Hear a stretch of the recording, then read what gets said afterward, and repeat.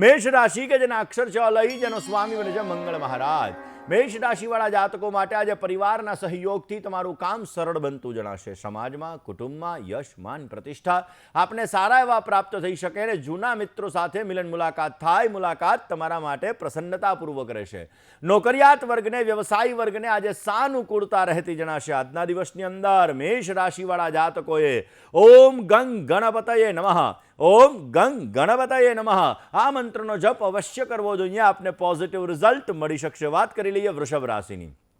વૃષભ રાશિ કે જેના અક્ષર છે બહુ, જેનો સ્વામી બને છે શુક્ર મહારાજ.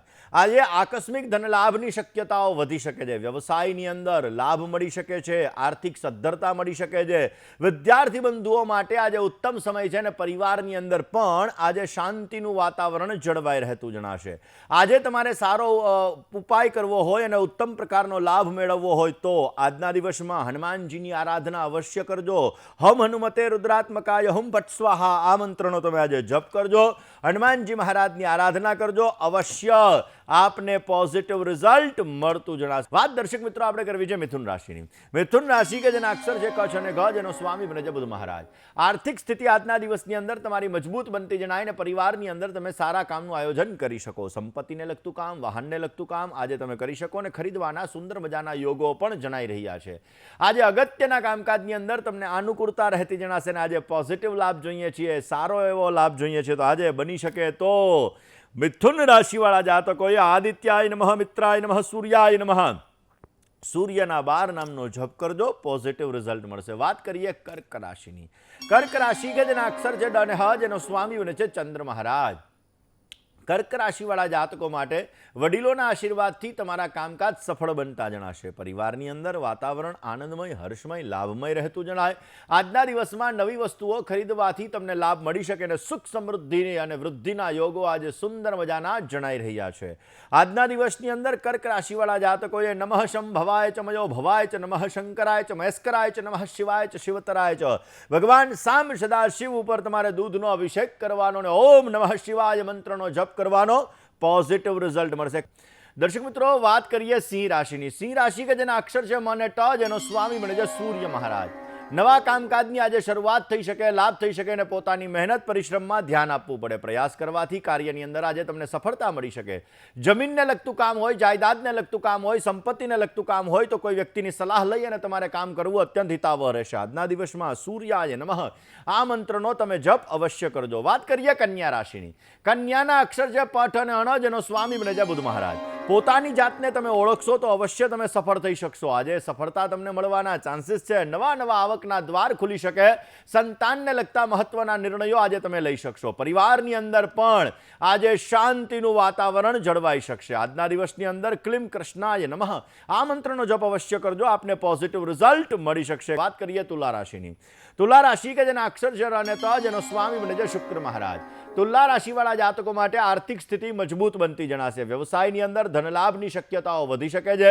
મિત્રો અને પરિવારથી આપને ઉત્તમ પ્રકારનો સહયોગ પ્રાપ્ત થતો જણાશે. વિદ્યાર્થી બંધુઓ માટે આજે અનુકૂળ સમય છે. આજના દિવસની અંદર સારો લાભ જોઈએ છે તો ભગવાન શિવની આરાધના અવશ્ય કરો. ભગવાન શંકરની પૂજા કરશો તો અવશ્ય આપને પોઝિટિવ રિઝલ્ટ મળતું જણાશે. વાત કરી લઈએ વૃશ્ચિક રાશિની. વૃશ્ચિક રાશિ કે એના અક્ષર છે ન અને ય, જેનો સ્વામી બને છે મંગળ મહારાજ. કામકાજની અંદર જવાબદારીઓનું પ્રમાણ વધતું જણાશે. વ્યવસાયની અંદર નિર્ણયોમાં તમને લાભ સારો એવો મળી શકશે ને દાંપત્ય જીવન તમારું આનંદમય રહેતું જણાશે. ક્યાંક ને ક્યાંક જોવા જઈએ તો ધાર્મિક કાર્ય પ્રત્યેની રુચિમાં તમારે વધારો થતો જણાય. આજે તમારે સારો લાભ જોઈએ છે તો ખાસ કરી નિર્ધન વ્યક્તિ હોય, ગરીબ વ્યક્તિ હોય એવા વ્યક્તિની સેવા કરો, એવા વ્યક્તિની તમે ખાસ કરીને મદદ કરો. અવશ્ય આપને પોઝિટિવ રિઝલ્ટ મળતું જણાશે. ધન રાશિ કે જેના અક્ષર છે ભ, ધ, ભ અને ડ, જેનો સ્વામી બને છે ગુરુ મહારાજ. રાજકારણની અંદર વિજયની શક્યતાઓ આજે વધી શકે છે. સાહસ અને પરાક્રમથી આજે તમને સારી સફળતા મળી શકે. નોકરિયાત વર્ગને પ્રગતિ અને ઉત્તમ પદની પ્રાપ્તિ થાય એવા પણ સંપૂર્ણ યોગો બની રહ્યા છે. વ્યવસાયની અંદર મંદ ગતિએ આજે તમને લાભ મળે એવા સંપૂર્ણ ચાન્સીસ છે. આજના દિવસની અંદર ધન રાશિવાળા જાતકોએ ભગવાન વિષ્ણુની આરાધના અવશ્ય કરવી જોઈએ. ભગવાન વિષ્ણુની પૂજા કરવાથી આપને સુંદર મજાનો લાભ મળતો જણાશે. ને હવે વાત કરી લઈએ મકર રાશિની. મકર રાશિ કે જેના અક્ષર છે ખ અને જ, જેનો સ્વામી બને છે શનિ મહારાજ. સંતાનને લગતા પ્રશ્નોની અંદર આજે તમને રાહતનો અનુભવ થતો જણાશે. જમીન લેવામાં, વાહન લેવામાં આજે સારો સમય છે. પરીક્ષાલક્ષી કાર્યોની અંદર પણ આજે તમને સારી સફળતા મળી શકે એમ છે. માતા અને મોસાળ પક્ષ તરફથી આજે તમને ઉત્તમ સ્નેહ મળી શકે, સારો એવો લાભ મળતો જણાશે. કયો ઉપાય કરવાનો?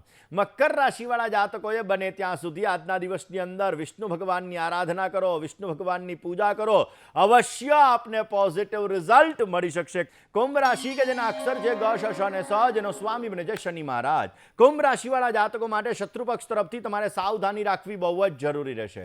આજના દિવસની અંદર ખાસ વિવાદિત કાર્યોથી તમારે દૂર રહેવું જોઈએ અને આજે બને તો ભાઈ ભંડુ વડીલ વર્ગથી તમને લાભ મળી શકે એમ છે.